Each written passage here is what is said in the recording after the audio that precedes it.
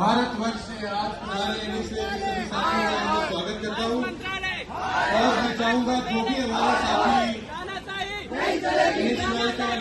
साथी अपना स्थान ग्रहण करें, जो साथी मंच के पीछे खड़े हैं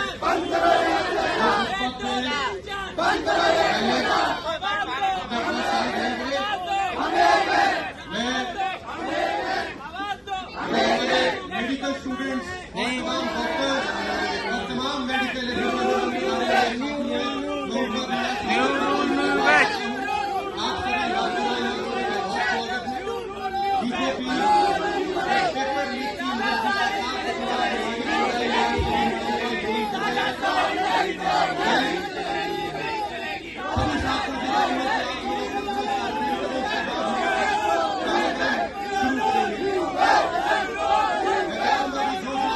वो ये है कि 2020 के अंदर एक न्यू एक्ट आता है जिसे ये लोग एनसीएच एक्ट या एनसीआईएसएम एक्ट कहते हैं। ठीक है, इसके अंदर ये लोग हमें ये कहते हैं कि आपको जो आपने अपने 4.5 साल की पढ़ाई करी थी उसके पास करने के बाद एक और एग्जाम देना पड़ेगा जिसे इन्होंने लाइसेंस एग्जाम या फिर एग्जिट एग्जाम का नाम दिया गया है। जब ये एक्ट आया था तो ये देखिए आरटीआई की प्रूफ, हम सभी आयुष छात्रों ने आरटीआई की प्रूफ लगाया और आरटीआई के थ्रू सरकार से ये सवाल पूछा कि ये जो एग्जाम है वो आप कब लेंगे।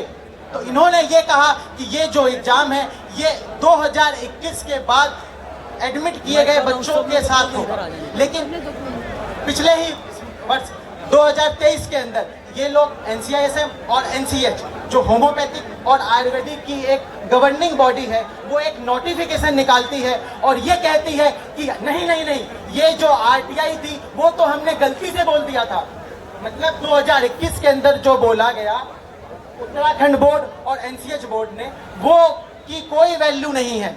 अब ये कह रहे हैं कि जो बच्चे इंटर्नशिप कर रहे हैं 29 नवंबर और 20 दिसंबर, 29 नवंबर होम्योपैथी के लिए और 20 दिसंबर आयुर्वेदा के बच्चों और यूनानी के बच्चों के लिए, वो बच्चे अब इंटर्नशिप के बाद ये एग्जाम को देंगे। जिस एग्जाम के बारे में हमें कोई भी बताया नहीं गया, इस एग्जाम के अंदर क्या आएगा, ये एमसीक्यू क्वेश्चन होंगे या फिर थ्योरी बेस्ड पेपर होंगे, कोई भी नहीं बताया गया है अभी तक हमें। और इनका सिर्फ ये कहना है कि 270 दिन जब अपने आप इंटर्नशिप के पूरे कर लेंगे उसके बाद आपको एक पेपर देना है। साथ ही साथ ये लोग ये कहते हैं कि जो हमने अपने 18 बैच के लिए 18, 19 या 20 बैच या फिर कुछ देश के अंदर ऐसे भी हैं जैसे कि मध्य प्रदेश हो गए, ठीक है, या बिहार हो गए, वहाँ पे गवर्नमेंट इतनी कैपेबल नहीं है कि सही टाइम पे पेपर को करवा सके।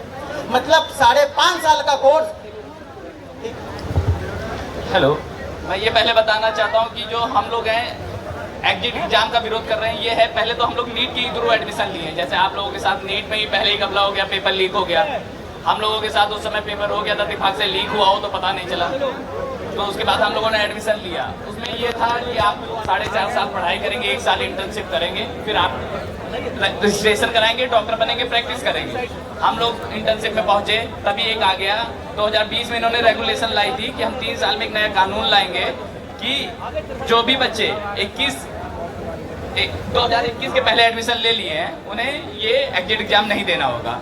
लेकिन 2023 में जब रेगुलेशन आया उन्होंने एक डेट डाल ली 29 नवंबर 2023, और उससे पहले जो इंटर्नशिप ज्वाइन कर लिए हैं वो एग्जिट एग्जाम देंगे, और उसके बाद जो इंटर्नशिप ज्वाइन किए हैं वो एग्जिट एग्जाम देंगे, मतलब उससे पहले जो इंटर्नशिप ज्वाइन किए वो नहीं देंगे।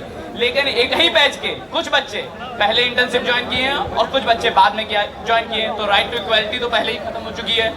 उसके बाद फिर इन्होंने, हम लोगों ने जब आरटीआई मांगा तो आरटीआई में इन्होंने कहा 2021 के पहले के बैचों पे ये एग्जाम नहीं लागू होगा। और हम लोग जब एडमिशन लिए उस समय कुछ नहीं बताया गया था कि लाइसेंस एग्जाम होगा, लेकिन अब ये लाइसेंस एग्जाम ले रहे हैं। तो हम लोग की बस यही मांग है कि नया जो रूल आया वो नए बैच से लागू हो, ना कि पुराने बैच से। जिस तरह एमबीबीएस में हुआ है कि नए बैच से लागू हुआ है, 2024 से लागू हुआ है, 2029 में कंडक्ट होगा। और हम अपने ही देश की यूनिवर्सिटी से पढ़े हैं, ना कि बाहर की यूनिवर्सिटी से पढ़ के आए। तो हमारा एग्जिट एग्जाम क्यों, लाइसेंस एग्जाम क्यों? हम इसी देश के छात्र हैं, इसी देश की शिक्षा प्रणाली से आए हुए हैं, तो हमारा एग्जिट एग्जाम वापस ले, जो नया कानून आए नए बैच से लागू हो। बस यही हमारी आयुष छात्रों की मांग है, इसीलिए हम लोग सरकार के विरोध में यहाँ प्रदर्शन कर रहे हैं। जय हिंद, जय भारत, जय एनएसयूआई, जय राहुल गांधी। हेलो।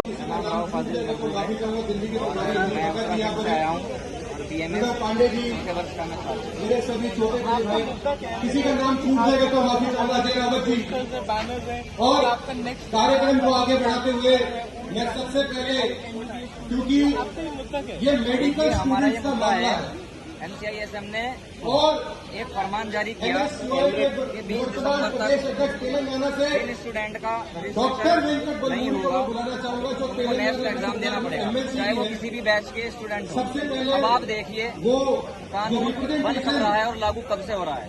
आप देख सकते हैं कि देश के अंदर कानून व्यवस्था को और संविधान को तार तार कर इस तरीके के कानून बनाए जा रहे हैं जिसका असर छात्रों पर बहुत बुरा पड़ रहा है। और इस तरीके के कानून भविष्य में छात्रों का जो है रोजगार के अवसर पर बुरा प्रभाव डाल सकते हैं। हमारे सभी NSY के प्रदेश अध्यक्ष और नेशनल ऑफिस बेयर्स और तमाम हमारे NSY के साथीगण और जितने भी नीट स्टूडेंट्स हैं सबसे बड़ा मुद्दा है जो ये लड़ाई कर रहे हैं, तरीके से आप देख रहे हैं कि ये तो पिछले 15 दिन से ये लोग लड़ाई कर रहे हैं। वो नए ये लड़ाई हम तेलंगाना में भी स्टार्ट की। तेलंगाना में तकरीबन 70,000 स्टूडेंट्स जो नीट एग्जाम लिखे थे, वहाँ पे भी दिन पे दिन एक मुद्दा बाहर निकल जा रहा कि पेपर लीक हुआ, पेपर लीक हुआ और पेपर एक दिन पहले ही एग्जाम से एक दिन पहले उनके हाथ लगाए, जिसके लिए तेलंगाना में अभी कांग्रेस की सरकार है।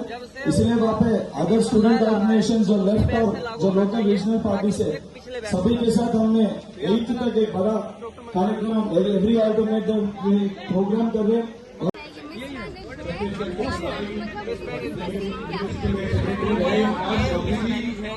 संविधान विरोधी है। संविधान से हमें समानता का अधिकार प्राप्त है और MBBS के स्टूडेंट के लिए ये एग्जाम नहीं है, तो हमारे लिए है। अब आप देखिए 12 का एग्जाम होता है वकीलों के लिए, और जिस साल कानून बनाया गया था उस साल के सत्र के स्टूडेंट के लिए है। अब हमने एडमिशन 2019 बैच में लिया, कानून बन रहा है 2023 में और 2019 बैच से मतलब इसको लागू किया जा रहा है। तो ये बताइए किस तरीके से कानून सही है। कोई भी कानून जिस तरह में बनता है उसी साल में वो जमीन पर उतारा जाता है। आज NSY के साथी और छात्र आज दिल्ली में छात्र संसद घेराव में शामिल हुए हैं। मैं उनका बहुत आभार व्यक्त करता हूँ और धन्यवाद देता हूँ कि 24 लाख छात्रों की आवाज इस देश में बनने का काम आप एक एक लोग कर रहे हैं। ये क्रांति की आवाज है और ये क्रांति की आवाज इस देश की सरकार पर लेगी। आप लोग लगातार अपने राज्यों में भी प्रवेश कर रहे हैं। हम छत्तीसगढ़ के भी सैकड़ों लोग आज वही सेम पढ़ाई 4.5 तक पढ़ी है। हम लोगों ने जब हम इंटर्नशिप करने के लिए जा रहे हैं, इंटर्नशिप के लिए प्रॉब्लम हो रही है। इसलिए लोगों ने बोला है जब आप अपने 200 इसके बाद आप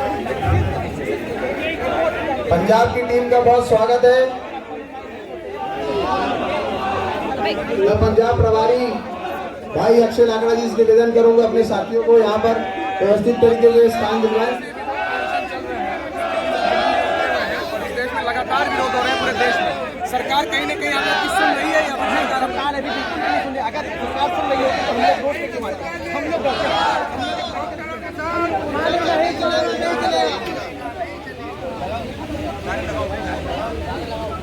न्यू रूल, आयुष के स्टूडेंट के साथ अत्याचार, आयुष स्टूडेंट के साथ अत्याचार, न्यू रूल, अत्याचार बंद करो।